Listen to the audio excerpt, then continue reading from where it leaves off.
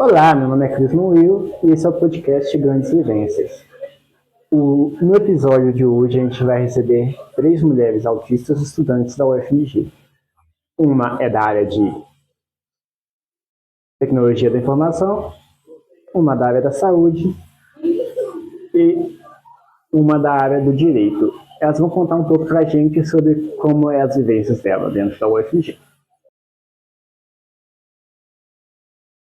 Bem-vindos. Bem-vindas, né? São duas damas. Boa noite. Muito obrigada. Obrigada pelo convite. Então, hoje nosso podcast é para falar um pouco sobre as vivências autistas na UFMG. Mas antes de começar, tem uma pergunta que eu acho que é a mais importante da noite. Por que o Brachiosauro usa gravata e por que a 2? Porque a gente não usa gravata na parte de cima do pescoço, a gente usa na base, colado no ombro. Por que o Brachiosauro ia ser diferente? Concorda? Concordo que não faz o menor sentido usar gravata na parte de cima do pescoço. Mas eu também concordo que o mundo seria muito melhor sem gravata. Mas gravatas são Sem bonitas. nada pra apertar o pescoço. Eu gosto de gravata. Ai, roupa social é um saco, ainda mais ter que passar roupa. Não? Passar roupa. A roupa passada sai de casa pra amassar. Então, pra que eu vou perder tempo? Então, alguém se sente à vontade para compartilhar como foi para você ingressar na UFMG? Sim. Então vamos ouvir. Então, resumindo a história, o último ano do ensino médio foi difícil. Fiz o Enem, que nem todos os mortais. Entrei pelo SISU, como era mortal também. Não entrei na cota de pessoa com deficiência, eu entrei na cota de escola pública, independente de renda.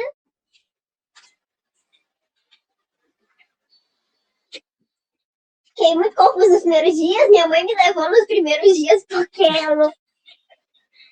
eu ficava com medo de ficar perdida no ônibus. Os primeiros dias é complicado. Nossa, eu lembro quando eu entrei pela primeira vez numa federal, tenso. Então eu entrei via SISU mesmo. E eu fui descobrir das coisas assim depois. Primeiro eu entrei lá e eu entrei assim, tipo, nervosa já, achando beleza. Eu já não acreditava que eu ia conseguir, né? Então eu tava meio que assim. Aí minha mãe, nossa, a Ana passou na FMG. Eu, tipo, não passei. Eu ainda não tô dentro. Eu passei e entrei. Não, fechou, ok. Mas eu ainda não fiz a matrícula. Aí fiz a matrícula. Não, mas ainda não confirmo. Não, mas ainda não fui no primeiro. Aí eu aceitei que eu tava dentro da FMG. Você também gostaria de compartilhar? Pra mim foi meio tanto faz, sabe? Eu tinha o objetivo de uma federal, de preferência ao FMG. Minha mãe queria mais que eu fosse para Viçosa, porque ela não gostava da ideia do FMG por ser capital, ser um lugar muito grande, ela tinha medo. Mas eu fiz o Enem sem ligar muito, porque eu já tinha uma noção de, tipo, aquele tipo, se der bom, ótimo, se não der, paciência. Mas era a minha única opção, enfim, não ia conseguir ficar um ano à toa, trabalhar na minha cidade ia ser horrível. Então, tipo, eu só tirei toda a pressão da minha cabeça, tipo, tá bom.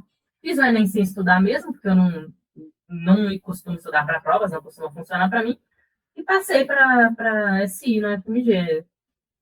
Eu estava até cogitando ir para a USP, só que pelo receio fiquei na FMG mesmo. O povo costuma dizer que BH é a cidade grande de interior. Porque aqui, mesmo sendo uma cidade grande, é mais fácil, tem as pessoas mais calorosas, a maior parte das pessoas conhece onde você vai. Eu acho que USP é tenso, né?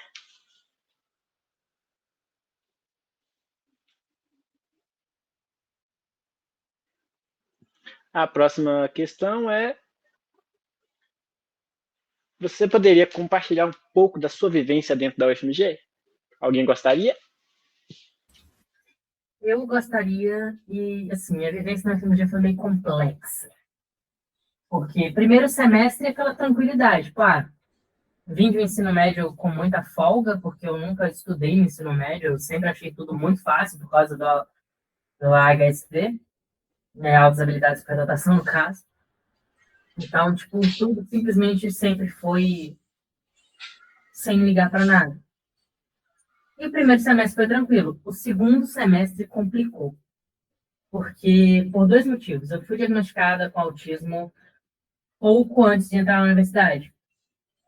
E com o estresse da mudança de cidade, entrada na universidade, etc., meu nível de suporte deu uma aumentada. Assim, não ao ponto de eu mudar de classificação de nível de suporte, mas minhas necessidades se manifestaram muito. Então, juntou a experiência de costume com o ensino médio, junto com características autistas extremamente mais manifestadas, e as coisas começaram a complicar muito. Eu sempre tive dificuldade para fazer amigos, para socializar no FMG. E quando eu consegui poucos grupos, sempre tive dificuldade em trabalhos em grupo. E sempre foi complexo nesse sentido. Isso começou a complicar também quando eu fui para o segundo semestre. E eu comecei a ter muita crise. Minha depressão piorou.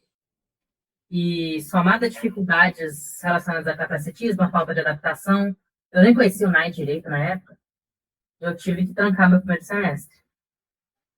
E esse tipo de dificuldade não sumiu, na verdade piorou ao longo do tempo. E eu fui cada vez mais... Eu fui piorando ao longo dos anos, tendo mais dificuldade. E uma coisa que me salvou muito foi o coletivo autista, porque eu entrei no coletivo, ele tinha o quê? 20 pessoas. Ele tinha acabado de ser fundado, fazia nem um mês, eu acho. E conhecer outras pessoas autistas, começar a socializar, acho que foi uma das bases para eu começar a ter uma vida decente no FMG. E socializando e entendendo as políticas do FMG de acessibilidade, as coisas começaram a melhorar um pouco. Deram uma melhorada boa, porém acredito que não foi o suficiente. Eu ainda estou com muitas dificuldades, eu não tenho perspectiva de formatura, porque quando eu penso que está tudo melhorando, aí vem cálculo 2, pá. E tipo, é tudo para ser tranquilo, mas o trauma de cálculo 1, que foi uma experiência realmente traumática junto da minha depressão, principalmente por causa da depressão na UFMG. Enfim, muita coisa. Mas acredito que é isso, falei bastante já. Não, a questão de depressão dentro da UFMG, essa questão de sair do ensino médio, onde você não tem que fazer muito esforço, ou quase nenhum, eu passei por isso também, é extremamente complicado, enfim, muda a nossa lógica de funcionamento toda. Para mim também foi bem tenso. Mas alguém quer compartilhar como a vivência dentro da FMG tem sido, foi? Assim, pra mim, nos primeiros semestres foi interessante. Tipo assim, foi complicado ao mesmo tempo, bem pesado, porque tava passando por um período depressivo bem complicado. Questão de saúde também tava bem descompensado e tal. Ainda tinha uns diagnósticos de saúde que eu não tinha, e que a gente tava investigando, mas que nunca dava em nada, e que depois foi dar longa história. Então, assim, no primeiro semestre, por exemplo, eu passei, assim, mas foi bem difícil, bem em cima. Eu tive bastante falta. Eu passei mal na aula várias vezes. Foi bem estressante. Segundo semestre também, eu tava morando longe. Tava morando, assim, não é longe, mas pra ir de ônibus é longe. Como eu sou uma mera mortal que ia de ônibus, e eu ainda não tinha o passe livre, eu tinha que acordar de madrugada. Eu acordava 4h30 da manhã no primeiro semestre, no segundo eu acordava 3h30. Que eu preciso de mais tempo para me arrumar, por causa do TDAH também, então acaba que eu levo mais tempo para me organizar. Aí eu me arrumava, eu saio de madrugada ainda para pegar o ônibus de 5 e pouquinho, de 10 para, era de 10 para 5 que eu pegava, né? Teve uma época que eu pegava uma carona 5h20 com uma vizinha também. Pra depois ir pra faculdade, aí na faculdade eu dormia muito nas aulas também, porque eu tava sempre cansada. Eu me sentia sufocada dentro das aulas, porque eu precisava sair várias vezes. Nos intervalos também, voltar pra casa também eu tava sempre exausta, então eu tinha que pegar de novo o ônibus, mofar no ponto, pegar outro ônibus, ir pra casa, descer a ladeira, chegar em casa e tal, e já capotar e já começava outro dia. Então foi bem tenso por essa questão da distância, do deslocamento, até mais do que a própria universidade. E na universidade foi uma coisa foi uma adaptação e tanto para mim, a questão de, tipo, as salas grandes, cheias, pessoas e tudo mais, então eu precisava sair várias vezes e voltar, e sair e voltar para conseguir não me sentir sufocada o tempo todo. E eu ficava, tipo assim, então foi complicado. Esse depois começou a ser mais tranquilo. Semestre passado, por exemplo, foi mais tranquilo, mas esse semestre foi um pouquinho mais complicado por conta de questões de saúde também. Física, questões de saúde mental, que é dessas de idas e vindas e essa bagunça toda, mas agora eu tô morando mais perto, né? Então eu pego só um ônibus, o que facilita demais. Questão do NAI. O NAI, assim, me ajudou muito, mas foi mais em questão de questão de fora mesmo. Por exemplo, me ajudar a ter acesso me dar informações de como buscar, por exemplo, terapia, junto com CRAS, essas coisas também me ajudou bastante. Me ajudou também a conseguir o passe livre.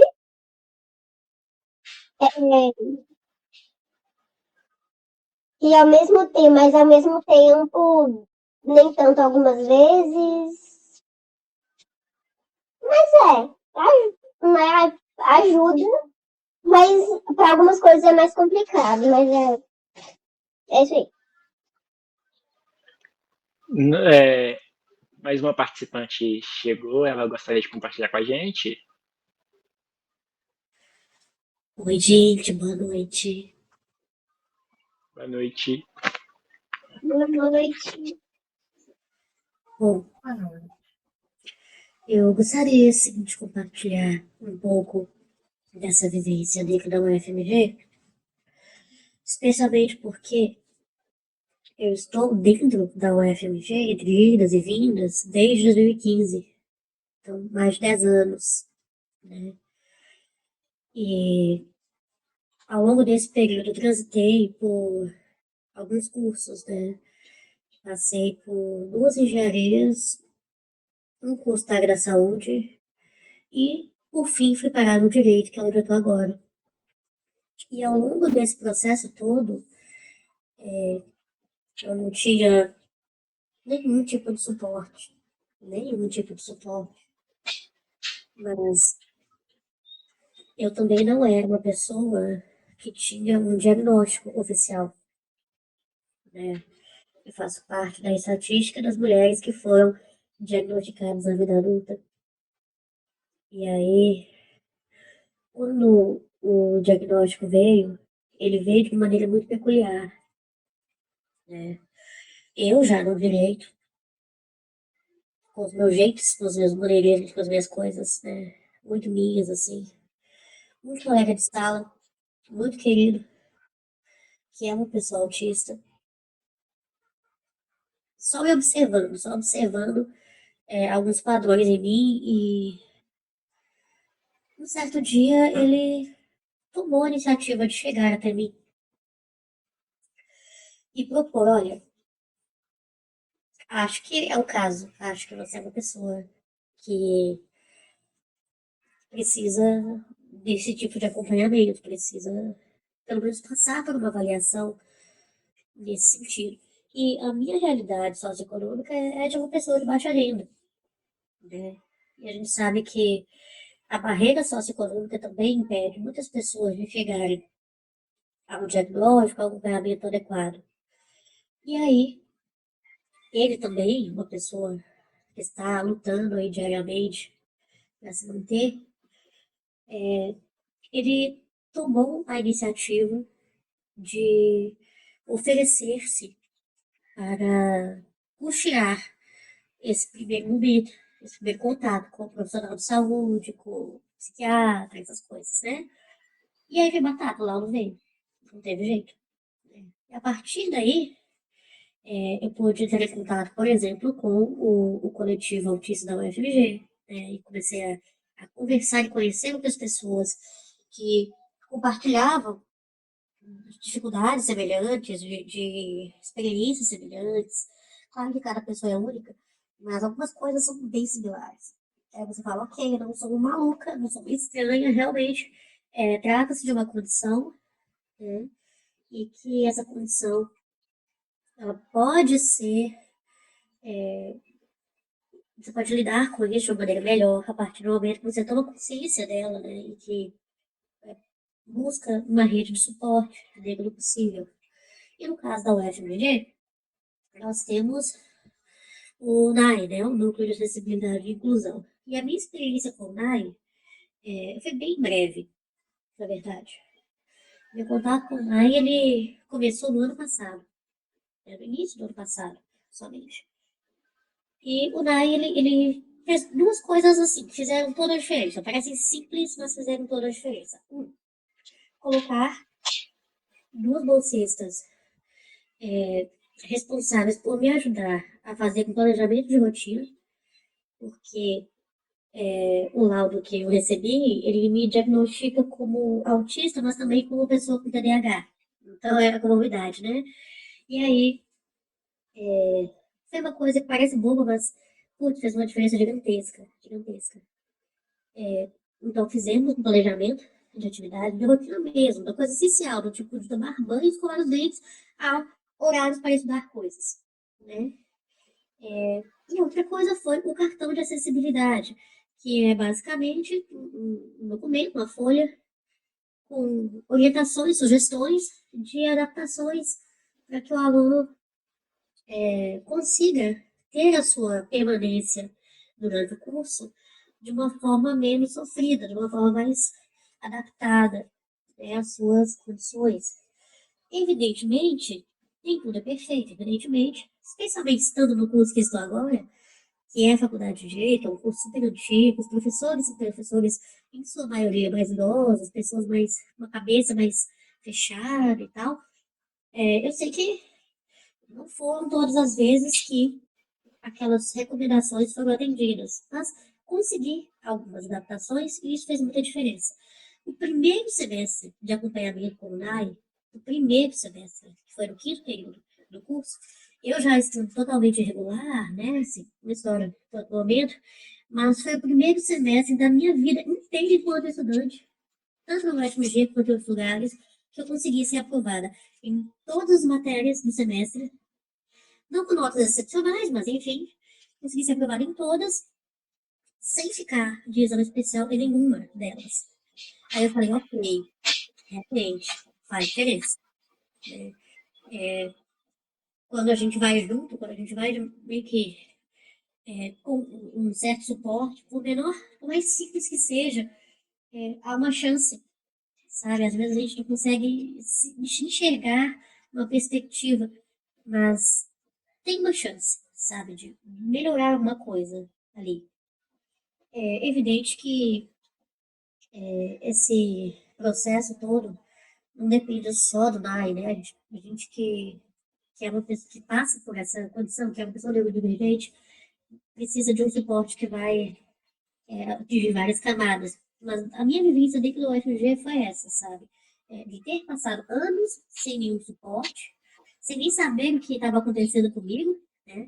E aí vem sentimentos comuns aos estudantes da federal, né? Sentimento de frustração, sentimento de incapacidade, sentimento de até de sentir-se burro mesmo, sabe? Fala, poxa, velho, por que todo mundo consegue ou não? Né? O que está acontecendo? Qual que é o problema? Eu sou um problema, né? Eu deveria estar aqui. E sim, a gente deve estar na universidade, a gente deve estar em todos os espaços da sociedade, porque a gente existe e a gente tem direito de existir nesses lugares, né? Então, acho que é isso. Falei demais. Fala nada, tá tudo bem. Agora, a próxima pergunta é sobre a política de inclusão do FMG. A gente já falou um pouquinho, mas se alguém quiser compartilhar, a pergunta é: qual é a sua opinião e como é sua relação com as políticas de inclusão da UFMG? Então, eu tenho uma opinião mista, porque as políticas de inclusão da UFMG, como políticas, elas meio que funcionaram para mim, até o ponto que é possível. Porque as políticas de inclusão da UFMG, elas dão aquele suportezinho, mas tem muitos casos que elas simplesmente não cobrem. Como, por exemplo, a nossa questão do autismo, a gente tem muito essa questão de crises, apesar de agora ter estar começando com as salas de autorregulação, a gente ainda tem momentos que está incapaz de ir em aula. E a UFMG é cruel quanto à questão de faltas. É claro, tem toda a legislação do MEC, etc. Então, tem coisas que ela não cobre. Mas, no geral, funcionou para mim. O NAI me atende bem desde sempre. Quando eu consigo marcar, né, esse é um problema grande.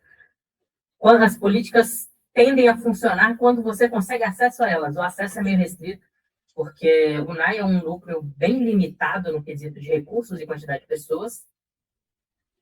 Mas, na minha experiência pelo coletivo, principalmente na diretoria do coletivo, não como posto, como cargo, mas como pessoa que estava lá para ajudar os outros e ajudou muita gente de perto, eu vi que essas políticas tendem a, muitas vezes, fazerem diferença nenhuma. Tipo, se você conseguiu, parabéns e ótimo, fico feliz por você. Mas tem muita gente que tem muito problema e eu vi de perto, isso me deixou bem incrédula, sabe? Porque para mim funcionava, eu via funcionando para algumas pessoas, mas tinha tanta gente que passava por tanto problema, tanto capacitismo, até dentro das políticas de inclusão, que eu tenho esse questionamento, sabe? Que ainda o FMG paga é inclusiva nas redes sociais, a imagem para o público externo, mas ainda assim é algo que tem muito a melhorar. É isso. Algum comentário, contribuição? Essa questão também de até onde vai, e também a questão que depende muito dos colegiados dos cursos. Por exemplo, nos cursos da área da saúde, pela natureza da área mesmo, é bem mais difícil de conseguir flexibilizar algumas coisas. Algumas, por exemplo, a questão das práticas, tem muitas coisas que eles ainda não têm estrutura ou treinamento, ou não sabem mesmo como fazer para apoiar o ensino de estudantes autistas ou com outras deficiências que tenham determinados tipos de dificuldade. Por exemplo, isso aconteceu comigo já, e algumas situações, então... Se não sentir com vontade de compartilhar, não precisa, bem.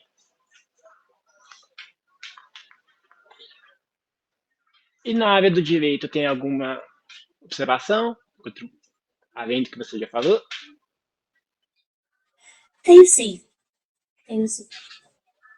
E, bom, enquanto política de inclusão,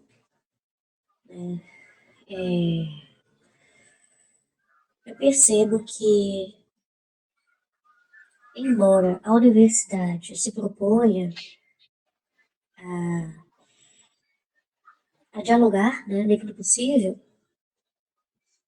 parece que o material humano, os profissionais que atuam diretamente na linha de frente, né, que em contato com os alunos, ainda não estão totalmente preparados para lidar com algumas situações.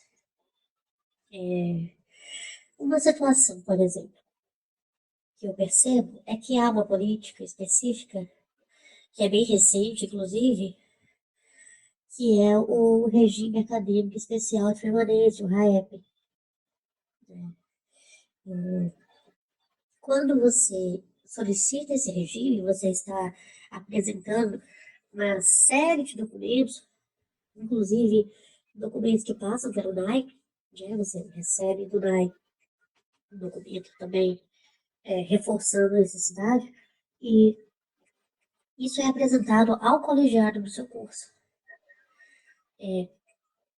Eu tenho acompanhado, às vezes, relatos de colegas de outros cursos, de outras áreas, ao longo desse tempo, né, via rede social, via WhatsApp e tal, e cada experiência realmente é única. No caso do direito, por exemplo, eu vou falar como foi. Né? Havia apenas um aluno no curso de direito inteiro, de toda a história do direito, que é um curso mais antigo que o UFMG. Mas apenas um aluno que havia solicitado RAEP até então. E mesmo assim foi porque é um aluno autista, né? E mesmo assim porque a esposa dele, que também se formou em direito, ele está concluindo ainda, a esposa dele tomou conhecimento, foi atrás, buscou tudo que tinha que buscar, sabe? Ninguém falou nada, né? Ninguém fala nada a respeito assim, de cara. Ela que correu atrás, descobriu tudo, foi a pioneira, assim, sabe? Que desbravou. E eu só tive conhecimento que existia isso na UFMG, no caso, que é algo recente também, mas especialmente no direito, porque eu estudei com esse aluno. Eu conheci ele, conheci a esposa, e fiz amizade, amizades autistas. E, e aí ela me deu todo o passo a passo, burocrático da coisa. Né? E ainda assim, mesmo sendo todo um procedimento padrão, documentado e tal, o colegiado de graduação do direito demonstrou um certo despreparo para lidar com a situação, porque, como eu disse, eles só tinham vivido isso uma vez na história deles. Entende? Então eles ficavam muito em dúvida. Ah, falta tal coisa, precisa de tal coisa, não sei e tal. No frigir dos ovos deu certo. Consegui o regime acadêmico. E fiquei sabendo que outros colegas do curso passaram a recorrer também a ele. Pessoas com outras condições, não só autistas, mas que se enquadram nos requisitos, né, do, do programa, do regime. E aí a minha relação com a política de inclusão, nesse sentido especificamente, né, que é entender que, dadas as condições específicas de cada estudante, e as minhas em especial, a permanência depende muito dessas políticas. Meu ingresso no direito se deu durante a pandemia. Ele se deu em 2020/1. A minha turma oficialmente formou-se no início de 2025.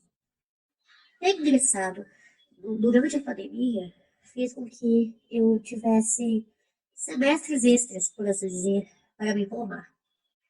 Porém, por conta das normas da universidade, que tendem a ser bem rígidas quanto a isso, nós sabemos que temos um prazo X para concluir o curso, dependendo do percentual de disciplinas cursadas. Né? Então, a minha relação com uma política específica, que é o RAEP, ela é uma relação positiva, que porém não foi, assim, não foram flores. Né? Eu tive uma certa dificuldade para acessar, mesmo um curso que, teoricamente, deveria ser a referência, né? Quanto a questões de direito, questões de justiça, questões de acesso a questões legais, né, jurídicas, enfim. E aí, a minha experiência foi essa. Vou falar só desse aspecto, porque é muita coisa. Né? Muito obrigado pela contribuição. Agora vamos para a próxima pergunta, que eu acho essa top. A questão da UFMG, ela está instalando salas de autorregulação recentemente. Eu fiquei sabendo que existe uma na Belas Artes. E eu queria saber de vocês, o que não pode faltar numa sala de autorregulação? Para mim, em primeiro lugar, conforto físico. Tipo assim, independente da forma com que a pessoa se sente confortável fisicamente, tipo assim, ergonomicamente, eu diria, acho que essa palavra é melhor. Seja um sofá, seja um puff, seja um tatame no chão para a pessoa sentar. Porque as pessoas têm diferentes formas de se regular, mas eu acho que não dá para se regular sentar com o corpo numa posição para se relaxar. Tipo, além de questões mais simples, como, por exemplo, coisas para se autorregular, seja extintores, seja talvez a possibilidade de ter alguém de conforto ali, mas eu acho que o principal seria a ergonomia. Essa ergonomia eu digo também em relação a, assim, a questão sensorial. Tipo, não acho que, pensando novamente, talvez a ergonomia não seja a palavra certa, mas a ambientação, de você poder se sentir confortável fisicamente e não ter muito estímulo. Tipo, não ter luz forte, uma luz mais tranquila, não ter excesso de cores, excesso de formatos, excesso de informação visual, e não ser em um lugar que tenha muito fluxo de pessoas próximo. Acredito que é isso. Mais alguma contribuição? Fazer alguma contribuição. Posso Para fazer mim, uma a questão de contribuição? segurança física é muito importante, porque quando a gente está em crise, muitas vezes a gente, número 1, perde o instinto de autopreservação, número 2, tem muita questão da autoagressão. Então, é importante não ter coisas, por exemplo, que dê para quebrar e se machucar. É importante que, se for em um andar mais alto, que as janelas não dê para se jogar das janelas ou coisa desse tipo, porque a questão de segurança é muito importante. De novo, a questão da sensorial também. Então, as luzes, a questão do som também é muito importante. Sobre a questão do chão também, de ter tatame no chão. A questão de dar para deitar também, porque muitas vezes em crise perde, assim, o corpo precisa de um lugar para você sentir o lugar, para você sentir que tá ali, porque parece como se a alma saísse do corpo, de fora. Então, a questão de segurança primeiro, e em segundo, a questão de ter o conforto para poder se colocar, para poder se colocar de volta na realidade, que eu esqueci a palavra para isso. E mais uma contribuição? Bom, tudo que falou assim embaixo. Tudo. E especificamente no prédio que eu me encontro, né, que é a Faculdade de Direito, é um prédio que fica deslocado no campus principal, que é Pampulha, fica lá no centro de Belo Horizonte e tal. E imagino também que seja o caso da Ana, né, que está na área da saúde, é outro bloco, outro prédio, um campus. Acho que as vivências mudam um pouquinho. Mas uma coisa que ocorre é que o fato do prédio do direito ficar na área central da cidade, acho que para que uma sala de autorregulação ali, por exemplo, pudesse proporcionar condições mínimas, né, de autorregulação, o isolamento acústico é uma das coisas que, sem sombra de dúvidas, faria toda a diferença, sabe?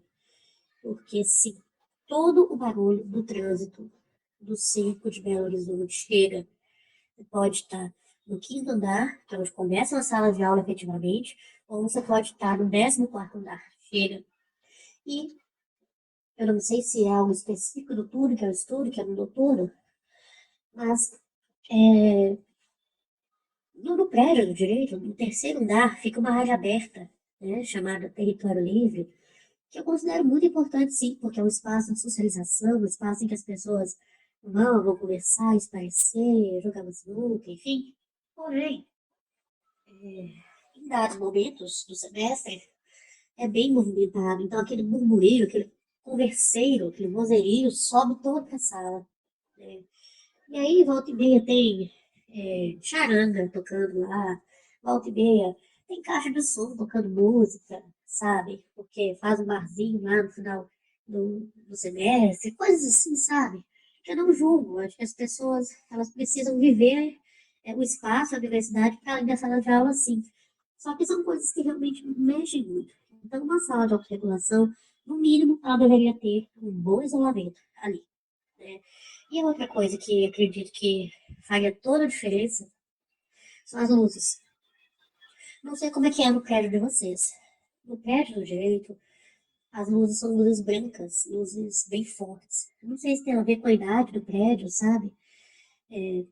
Mas uma sala como essa, talvez com uma luz um pouco mais quente, um pouco mais aconchegante, muito mais baixa, talvez, certamente seria muito importante e ajudaria os estudantes a se regularem, porque, nossa, não basta todos os espaços do prédio estarem com aquela luz bem forte o tempo todo, né? Por mais que a gente não passe o dia todo ali, né? Meu curso é noturno, mas para um estudante, por exemplo, que está fazendo estágio no direito, é muito comum que ele passe a maior parte do dia em frente a uma tela de computador, por exemplo. E aí não tem muito o que fazer nesse sentido, né? Já é um estímulo insistente, persistente, por no mínimo 6 horas de estado por dia. Ele chega na faculdade, já tem que ficar mais tempo ali, entende? Então, acho que são 2 aspectos. Os aspectos sensoriais de táteis, né? Sem sombra de dúvidas, faria muita diferença, mas para mim, esses 2 são, assim, inegociáveis. Agora, acredito que seja a última questão, que é para a gente, nesses últimos 15 minutos que a gente mandar um recadinho para os outros estudantes. O que estudantes e professores neurotípicos podem fazer para tornar a sala de aula menos hostil para pessoas autistas? Da parte de estudantes, eu não sei muito, igual eu comentei, tipo, eu não tive problemas com estudantes em sala de aula e tive muita dificuldade de socialização diretamente no meu curso. Então, não sei muito o que dar esse toque, porque a socialização é meio complicada de dar uma dica para você detectar um autista e socializar com ele. Eu não saberia como transformar isso nessa dica. Mas, para professores, eu pedia principalmente compreensão, pô. Ter aquele tato ali, porque é complicado pensar na toda a questão que a gente tem de... Como é que eu posso explicar? É difícil explicar muitas das nossas dificuldades e muitas vezes os professores só veem a gente como um aluno neurotípico e não falam, não fazem, parecem não fazer questão de entender e de tomar qualquer atitude que possa diminuir nossos problemas. Então, tipo, é complicado. Ficou um pouco difícil de elaborar pensando nessa questão dos professores, mas é mais, tipo, empatia, tentar entender.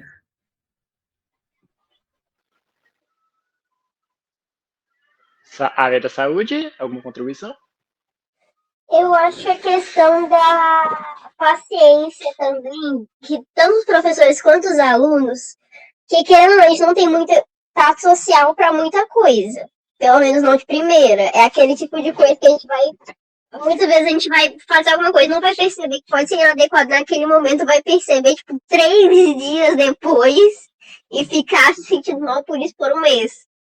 Mas tem coisa que que a gente acaba não fazendo por mal, que acaba, por exemplo, atrapalhando a aula. Por exemplo, quando a gente faz a gente pergunta demais fora de hora. Dá pra direcionar sem atacar a gente, sem, tipo, ter esse entendimento de que às vezes a gente realmente não entende, que não é óbvio pra gente, que nem é pra outras pessoas. E ter essa paciência, a gente não tá fazendo isso pra prejudicar ninguém, a gente não quer prejudicar ninguém, a gente não tá sendo egoísta com ninguém, a gente realmente não percebeu.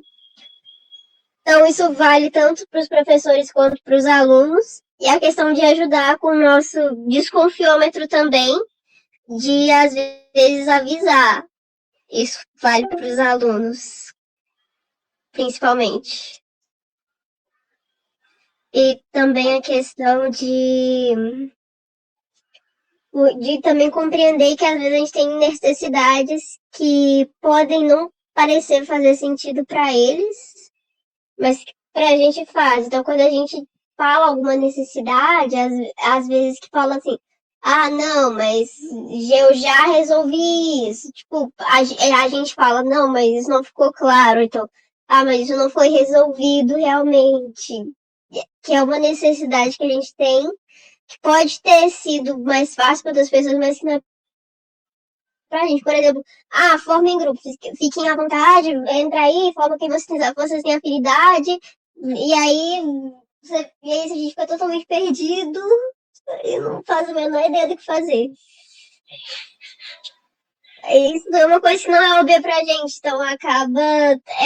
Certas dinâmicas se tornam difíceis, então entender que a gente não consegue não consegue funcionar em certas dinâmicas e ajudar a gente a se encaixar nessas dinâmicas. E na área do direito, a gente tem algum comentário? Sim, sim. Nossa, a lista é extensa. Caramba. Bom, estudantes, vamos primeiro para estudantes. Estudantes neurotípicos têm acesso à informação. Então, parte do princípio de que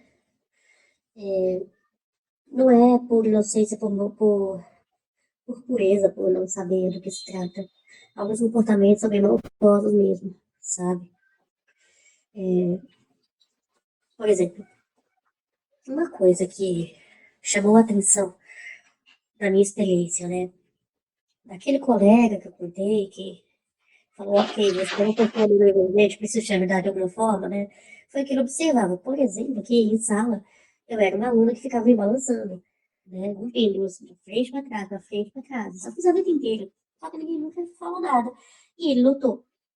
E aí, eu já percebi que esse comportamento, ao longo do curso todo, já teve aluno que levantou e mudou de lugar. Porque por alguma razão ficou incomodado, porque se, sabe, tá tirando a minha atenção? Nem era barulho, nem era nada, era só eu me balançando, né? Inocentemente. Ou então, a questão do trabalho em grupo que mencionou também, os estudantes neurotípicos, eles conseguem, com uma facilidade um pouco maior, interagir entre si e encontrar afinidades ali, a ponto de não ser tão desafiador assim, de formar um grupo contra a gente. Né? E aí, assim, a história da minha vida resume-se a sempre ficar sem grupo ou se encaixar em algum por piedade. Né? Porque o professor falava, ok, você não pode fazer sozinho, mas se eu quisesse muito fazer, então eu vou te colocar nesse grupo aqui e o pessoal tinha que engolir, porque o professor estava mandando. Então isso é bem cruel, né? Essa não percepção de que o outro precisa dessa acolhida, que ele precisa desse suporte, sabe? Tipo, olha, vamos chamar tal estudante, porque não é porque ele tem essa dificuldade que ele seja menos capaz intelectualmente, que ele não possa contribuir também. Né? E quanto aos professores, eu tive uma experiência bacana, assim, que marcou bastante, que era o seguinte, estava em uma aula, a professora notou que eu estava incomodada por alguma razão. Eu comecei a me coçar toda, nem estava coçando, assim, por dermatite, nada. Era um tique mesmo, uma coisa minha. E aí ela parou a aula, virou para mim e falou: Olha, você quer sair um pouco da sala? Você quer respirar um pouco, se regular? Depois você volta, tá tudo bem, não tem nenhum problema, tá? Se você quiser sair, você pode sair. E foi tão bonito isso, porque parece bobagem, sabe? Eu saí, eu fiquei 10 minutos lá fora, cheguei a chorar. Eu tava realmente, assim, num nível de desregulação absurdo. Eu voltei pra aula e consegui acompanhar perfeitamente. Então, falta preparo, sabe? Falta preparo dos profissionais, especialmente profissionais que estão na universidade pública, para tornar aquele ambiente menos hostil, sabe? Com relação à atividade em grupo, por exemplo, né? O NAI, ele coloca como uma sugestão em alguns cartões de acessibilidade, como o meu, que sejam encontradas formas alternativas de avaliar o aluno que não atividades em grupo, né? Ou que não atividades em que eu tenho que me expressar verbalmente em sala. E o direito pede muito isso. Né? Então, falta isso, falta por parte dos estudantes e dos professores uma certa iniciativa para, para tornar o ambiente melhor, sabe? Não é falta de conhecimento, esse pessoal tem capacidade para saber o que pode ser feito, sabe? Só que, às vezes, a gente precisa dar um grito, né? E falar, olha, não é um favor, meu amor, é um direito. A gente tem direito. Então, gente, falas extremamente necessárias. Eu queria agradecer às senhoritas por estarem aqui hoje contribuindo com a gente. Incrível, muita coisa que precisava ser dita e precisa ser ouvida. Então, agradeço.